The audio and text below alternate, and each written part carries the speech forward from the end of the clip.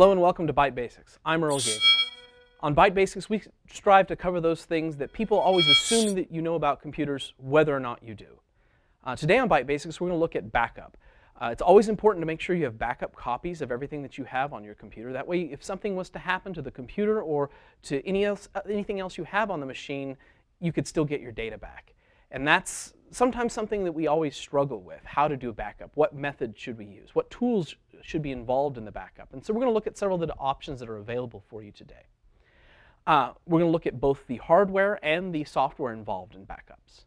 So when you look at doing a backup on your computer, often people think of the devices that are used for backups. So if you look at the table here, I have several different devices with me that are often used in the process of doing backups. So we have several different flash drives here, and as well we have what's called an external hard drive. So this large black box is used as a backup device as well.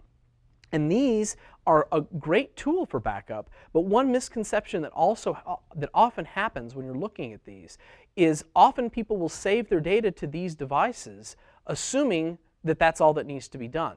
But if this is the only place that you're backing up, if this is the only place you're saving your data, then you don't really have a backup. If you're not also saving it on your computer or also saving it in some other location, if you don't have at least 2 copies of the data that you're working with, you don't have a backup. And so that's one of the things we need to look at is, okay, how now do we get a backup of that data? So if you go ahead and look with me over on my computer screen, I'll show you several different possible solutions for backups. So on my computer, as we're looking here, you'll notice if I go to the Start menu and I go to the Computer option, I will see the drives that are included on my computer. And right now I have a hard drive, which is the actual hard disk drive, and it says local disk. This is the actual physical drive that's inside of my computer. And then I have this Elements. This is an external hard drive. That was that black box I showed you. This Elements drive is an additional storage location. Now, how would I get some of my information from my hard disk drive to my external disk drive? Or if I had a flash drive, how would I get my information on there? So there's a couple different ways that we can look at doing this. There are manual processes and there are automated processes. So let me show you first the manual process. So if I wanted to back up data, if I wanted to copy data that I had on my hard disk drive to my external disk drive, and this could be a flash drive or a hard drive, like I say, you would want to first go on your hard drive to the location that you keep your data. Now, the default location is Documents, also Music, Pictures, Videos. Those folders are the default locations that Windows provides you in order to save your data. So if you saw my show on file systems, you'll see that I talked a little bit about how to organize that data and how to find your data that you might have. So I'm going to go ahead and go to the Documents folder. And the Documents folder has all kinds of different folders and things that we have put in here to organize our data. If I wanted to copy a portion or all of my Documents folder, I can select those items and then copy them and then paste them into my hard drive. So let me go ahead and show you an example of that. So if I wanted to copy this whole folder, well, let me copy just a part of it so it takes less time. So I will copy my Comic Life folder. So I'm going to copy that. And the way I'm going to do that is you select it, you click on it, and you can then right-click, click with the other mouse button, and that's our context-sensitive click. It's the one that gives us additional menu items when we use that right-click. So when we're doing a right-click, you have the Cut option and the Copy option. Cut is great if you're moving data, if you're not wanting to have a duplicate at all, but we're talking about backups. And so for a backup, we're going to want to have a duplicate. So we're going to go ahead and click on the Copy option. And now I've copied that Comic Life folder. So I'm going to go back to my Computers folder. So on the left-hand side here, we can scroll down until we see Computer. And now I'm going to go ahead and go to this Elements drive. So if I go to the Elements drive, I have anything I've put on this computer here. I can then, in a blank area, do a right-click. And again, we're doing a context-sensitive click. And now I have the Paste option. And when I paste this, it will then copy that Comic Life folder here. And you can copy multiple folders. You can copy multiple folders at once. You can copy several different things at the same time. You can also use a drag and drop method if that's something preferable to you. So let me show you how that would work. So to do a drag and drop method, I would open a folder. So I can use the little folder icon down here on my menu bar. And I can find the source location. Maybe I want my documents folder. And then I don't necessarily want this folder taking up the whole screen, so I can see both areas at the same time. So I'm going to grab the menu bar here at the top. So this blue bar here at the top, where it has the minimize, the restore, and the close, here at the top, anywhere above the actual address area here, the breadcrumbs area here, anywhere in this blue area above, if you click on that and drag, it lets you move and reposition the folder. I can use that to reposition the folder, and starting with Windows 7, if you touch one of the sides of the computer, you'll see this little window pops up if I touch either side. That lets me resize it to half the screen. Okay, so now I have my documents, my source location, on the left-hand side. I'm going to go ahead and use the Windows button here down at the bottom and choose Computer to open up my computer folder again. Now I have my computer folder. I'm going to double-click on my Elements drive. So I now see my destination location. I'm going to slide this over and touch the other side to reposition it. And now I can see my source and destination folder. So if I wanted to make a copy of my CPS folder, I can click on it and drag it over here. And notice it says just below the folder, copy to elements : When I let go, it begins the copy process, and it will copy that over. That little window that popped up, you will see that if the amount of size that you have as far as copying things exceeds a certain amount. And it depends upon the speed of the computer and how much data storage you have on the computer as to when that might show up. But if that little pop-up window comes up to show you the progress, it's because you've exceeded a certain amount of size that it can't do it just without waiting it all. And so it gives you that to kind of give you a sense of how long it will take to do the copy process. So if you have a lot of data to move, you may have to sit there and wait, but at least it gives you a progress bar to get a sense as to when that's going to end. Okay? So that is the manual way of copying, of backing up your data. And you'll notice that both my Comic Life and my CPS folder here exist in both locations.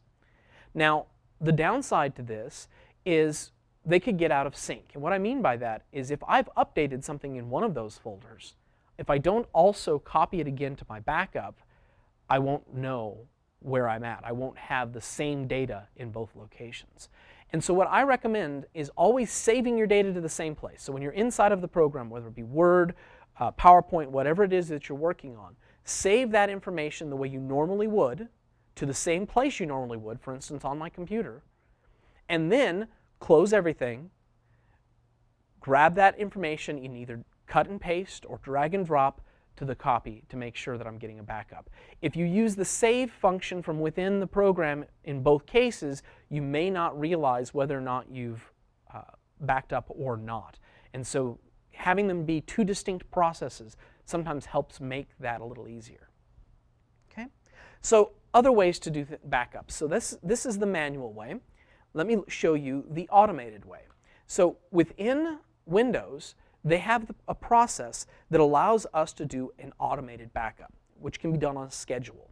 So if I go to the Windows icon here, the Start menu, and I go to the Control Panel, in your Control Panel, under System and Security, there's an option that says Backup Your Computer.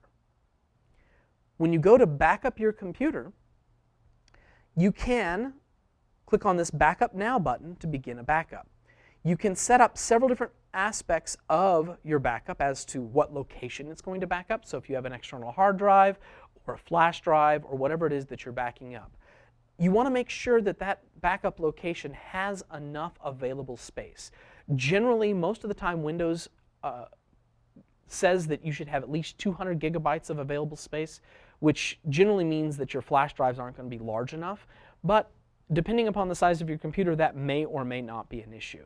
Also, your external hard drives, they come in a variety of different sizes. If you have at least a 200 gigabyte model, which are relatively inexpensive, that should be more than enough to back up anything that you might have on your computer. So those may be a concern when you're looking at doing an automated process like this. Now, if you look back on my screen here, there's a couple different things it does in addition to just a backup. When you're looking at the backup process, it also talks about creating a system image and also a system repair disk.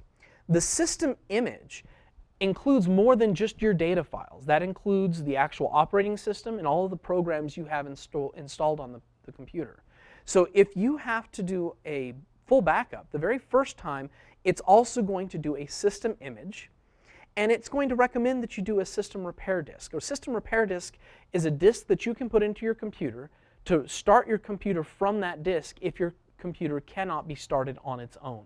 So if it's taken heavy damage or has an issue, that sometimes is useful for restoring everything back to your computer if it won't even start. So that is an additional option that are there. Now, when you do this process, it's going to automatically look for all of your files on your computer, including your favorites, including everything that you may have stored in a variety of different locations, and back everything up. The next time you do it, it's going to be a little bit smarter. It's going to look for only those things that have changed. If certain files have not changed, it's not going to back them up again. So that's going to mean it's not going to need as much space on the incremental backups. So it stays fairly intelligent in the way it does it. It doesn't need as much space as your entire computer has because it uses some shortcutting algorithms to kind of compress things together to use less space for doing these backups. So that's why you only need a 200 gigabyte hard drive, even if your computer exceeds that. But by doing backups, you're going to make sure that you have your data there. Now, when you do a restore, now if I had stuff backed up on this machine, it would be a restore option here.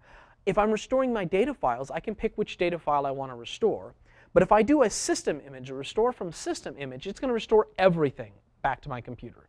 So if you want, you can't just pick and choose which program you want to restore back. You have to restore everything at that point. So that can be both good and bad. So that is the automated process for doing backups. Now, there's also services available for doing backups. And let me look at a few of those that are available. There are several different companies out there that provide services for backup. One is called Dropbox.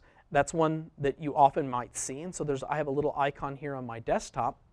So if you're looking at my screen, down here I have this little folder that says Dropbox. I also have another one that it says Sync Complete on it right now, but that is actually the Google Drive icon. So there are several different backup solutions available. They're offered by a variety of different companies. And some of them are free, and some of them have pay options. The ones that I usually recommend are the free ones, to at least get your feet wet to see whether or not you want to look at anything further as a pay option. The examples, again, are things like Dropbox, Google Drive. There's a company called Box.net that's out there that works. Microsoft has their own solution with their Windows Live SkyDrive. So there's several different solutions, and the amount of storage that you have varies depending upon the service that you go with.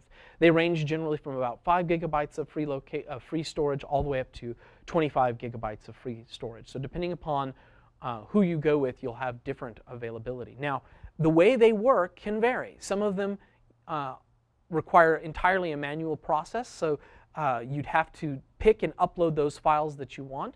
The two that I happen to have here on my computer, the Dropbox and the Google Drive, what they do is they create a local folder on my computer. And what I mean by that, if we look back at my machine here, I actually have a folder on my computer called Dropbox. This Dropbox folder is a folder that anything I put in here will be stored on my computer, but it will also get copied to their remote cloud storage or their internet-based storage location. And these little green check marks are what shows up to show me what has been synced and what has not. I would get a little round circular icon that has arrows circling around on anything that's being processed currently. The nice thing about this particular option is that I have a local copy, a copy that's actually physically on my computer, as well as a copy on the internet. And why that's nice is if I have no internet access, maybe I'm away from the office, not at home, just maybe at a gas station or at a fast food restaurant that does not have Wi-Fi access. If that's the case and I don't have internet, I can still access my file. Or if I'm at a place where I'm giving a presentation and I can't get on their internet, it's not a problem. I still have my file on my computer. But then having it on the cloud is nice because if my computer fails, if I get a new computer or if I get my computer repaired, as soon as I connect back to my Dropbox or Google Drive account, it will begin downloading all of those files and folders for me again, and they'll end up again on my computer. So I always will be up to date. And the nice thing is I only save it once to that location. I don't have to worry about the backup process. It does that for me automatically. So that can be a nice option if that's something that will work for you. Now, if you have a EPISD computer, if you're an EPISD employee, we have one additional option. So if you look back at my computer screen, we have this little folder here called Teacher Backup. This Teacher Backup folder actually has access to a network drive within our district. And anything that I put into this folder will be backed up here within the district. Now, it does mean that it's only accessible within the district. So if I'm at home, I don't have that option. I cannot access that folder. So if my computer was to die, I couldn't get back into it from home. But anything I place in here up to 2 gigabytes would be backed up for me within EPISD. So that's another nice option that's available to you. So if you have critical files, things that you need to have and you need to make sure that you don't lose, that's a good place to put them because the district will back those up for you. So you have several different options for doing backups. One of the reasons why it's important is, if you'll look with me over on my computer screen again here, this is a hard drive. This is the physical device that's in your computer that stores all of the data. And when you're looking at that hard drive, inside of it is these little metal platters. And you can see that there are several different metal platters here. This little triangular thing here is actually what they call a read head. And that read head is almost like an old record player. And so it floats along here reading data back and forth. If this little read head, which is just microns above this platter, touches that platter, the platter is dead. And so a drop from a short distance can often be enough to cause hard drive failure. And hard drive failure is very hard to come back from. If your hard drive fails, there are services that will come and take the platters out of your hard drive and put those platters into a different drive and pull that information back. But they range anywhere from $800 and up. So data recovery can be a really pricey option. And so taking the initiative to do a backup in the first place will prevent the need for something like that. And so I highly recommend that you back up all of your data, all of your important data on your computer. Now, talking about amount of space needed, depending upon the kinds of files and work you have to back up may make a difference as to how much storage you need. So if you're doing lots of multimedia, if your students are doing videos for you or huge PowerPoint presentations for you, then you'll probably need a lot of storage. And so one of the free solutions that offers 5 gigabytes or less may not be the best solution for you. However, if you're doing mostly your lesson plans and text-based files or just basic small PowerPoint presentations, you might not have as much a need for that, and you might be able to fit everything you want into one of these smaller solutions. So depending upon the kind of use you have makes a big difference. So thank you for joining me today on Byte Basics, and hopefully we all have a better idea how to back up our computer and what kinds of things are available for us to do backups. Have a nice day.